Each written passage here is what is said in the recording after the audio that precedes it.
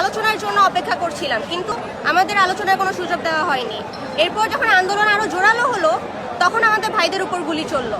এখন নির্বিচারে গুলি চালানো হচ্ছে। হাইকোর্টে যে রিট করা হয়েছিল মিছিলে গুলি না চালানো, সেই রিট হাইকোর্ট খারিজ করে দিয়েছে। তাহলে আমরা কেন এখন আলোচনায় বসবো?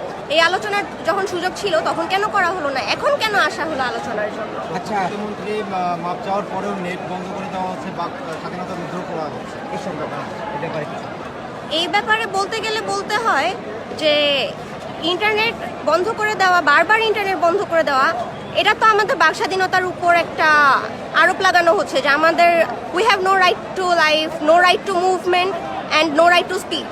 এগুলো তো আমাদের কনস্টিটিউশনাল রাইট। এগুলো কেন হরণ করা হবে? আমাদের অধিকার আছে, আমরা কথা বলবো। আমরা এখন রাস্তায় নেমেছি, প্রথম থেকে রাস্তায় আছি, আমরা রাজপথে আছি, আন্দোলন করছি। এই যে আপনার ভাইয়ের বুকে যে রক্ত, লাল রক্ত, এর ভিতরে কালো বেশ, কারণটা এই দিকেই আপনার কোনো ব্যাখ্যা আছে? শোকের কথা বলা হচ্ছে, শোকের মাস 15ই আগস্ট, ওনার বাবার মৃত্যু হয়েছে। আমাদের ভাইদের রক্ত রক্ত না, শুধু ওনার পরিবারের রক্ত রক্ত। ধন্যবাদ আপনাকে।